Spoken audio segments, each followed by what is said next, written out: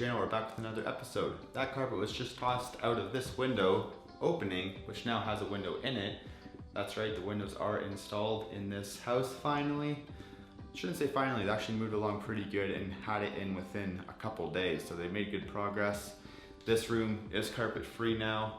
We had to remove the carpet in order to install this wainscoting, this 1/4 inch drywall.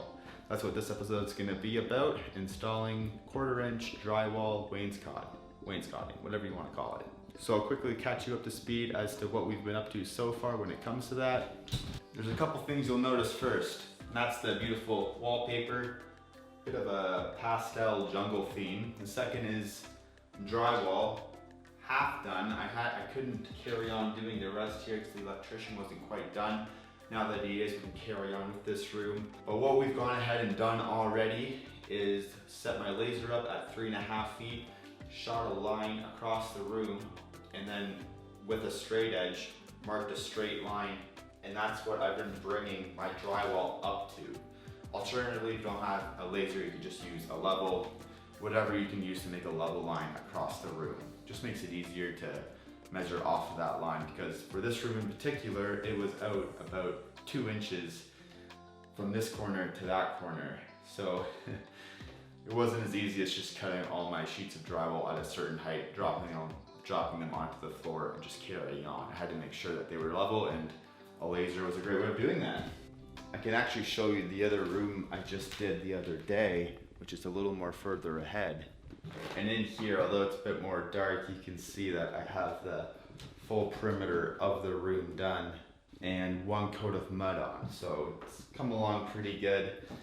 And then if you've been following along with the other episodes in this series, you'll know that we've been kind of focusing on the bathroom, which is in here. And the update in here is that I have most of the concrete board installed, most of the drywall installed, and even a first coat on that drywall. We are waiting on this back wall where the vanity's gonna sit, because the electrician and plumber still has to get in there. Likewise, for this stub wall, the plumber still has to come and do his stuff here. So we're gonna wait on them for that. In the meantime, we're gonna jump into one of these bedrooms and begin that wainscot. To install this 1/4 inch drywall, it's similar to any other drywall. If you've done that in the past, all you have to do is mark out your receptacles, anything else. This is an air register here that has to be cut out. Measure it, cut it, screw it on. The only difference I've noticed with this 1/4 inch stuff is that it is a lot more fragile and you have to be a lot more careful handling it. Alternatively, you could do a 1/4 inch or 1/8 inch hardboard of some kind, like a paneling. They opted for this just to save on cost a bit. The one thing I should point out before I get too far ahead of myself is that we have had to shim out the wall where we've ripped off the old lead baseboard, for example, as well as a few other places. We've had to shim that out with material to bring it flush with the plaster. That way it gives some backer to our fragile 1/4 inch drywall. And then similar to drywall, you want to plan where your seams go a little bit. Here's an example here. I wanted to be a little selective where I put my seams. If I put them in the corner of a window, for example, they tend to crack a little more easily. So for this sheet, I ran my 8-foot sheet along this way, and I have the seam about 12 inches away from the window casing. And by running an 8-foot sheet as well, that also gives me only 1 seam to mud on this far end, opposed to possibly 2 by having 4-foot chunks set out.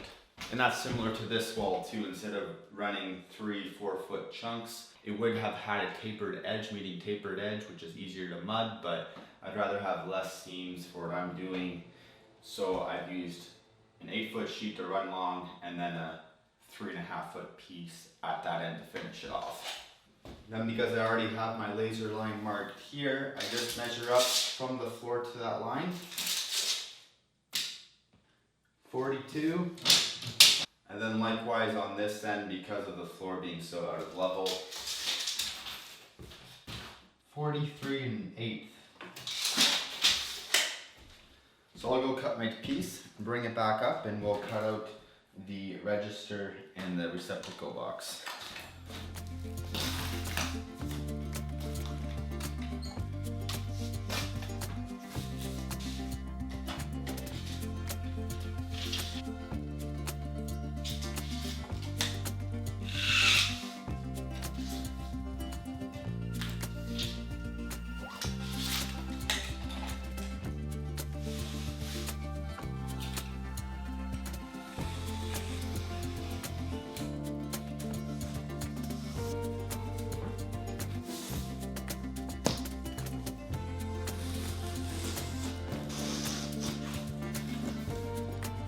One thing I should mention is when I cut that drywall, I made sure that cut edge is facing up. Because drywall is made with pinched edges, so they taper off a little bit on the edge. I'll show you here. So this edge and this edge are slightly tapered. That allows tape to go on the seam and to fill it up with mud. But we don't want that because we're going to be installing chair rail trim on top of that. So if I left this as it is with factory edge that's pinched, I would have to fill that up with mud to make it square again. So to avoid that extra step, we are cutting this side square, and that will allow my chair rail to slip onto there nicely.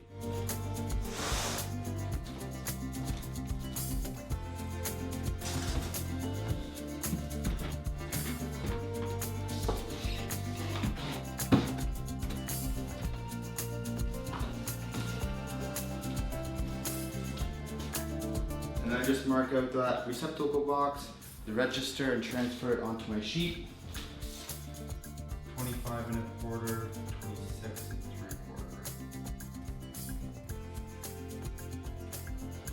3/4. I write it down so I don't forget, because I always forget.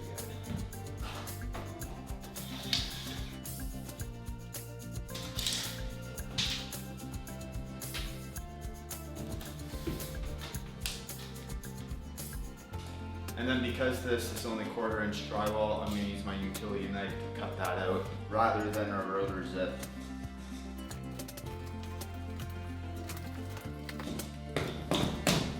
And then the register as well, I'm going to cut out rather than rotor zip. 46 1/2, 250, 9, 24, 32. I could be using a drywall knife, but because this is so thin, I find that it makes the line so much more jagged rather than clean, so I prefer using this.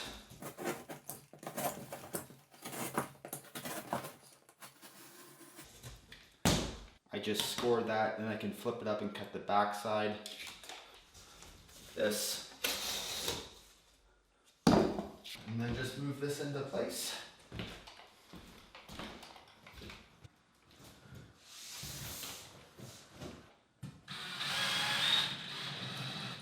Because this 1/4 inch drywall is so flimsy, I like to tack it with a couple screws, and then I'll start in the field and work my way out to the edge. If I start on the edge and work myself in, there's a chance that this stuff could even ripple. Unlikely, but just to save any issues of this drywall breaking or anything, I'll tack it up, and then I'm gonna throw a line of screws in the middle to make sure it's holding well, and then I'll go up here and put a screw in.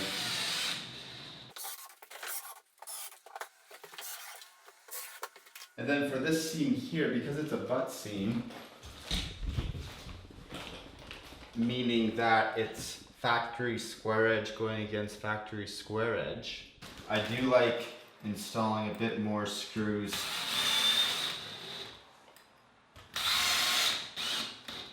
than I would in the field, only because this joint is more likely to move.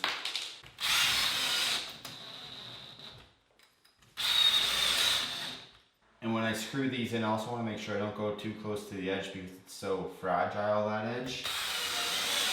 So I am trying to stick back a little bit.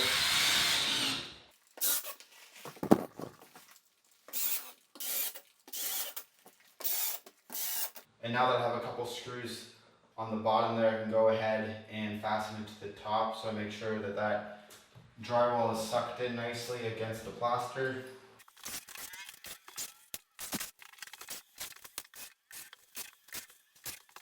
And just like that, this sheet is on and this room is done, so I'm going to carry on to the next room, get as much as I can get done, and then we might mud it in this corner as well, depending where I'm at for time.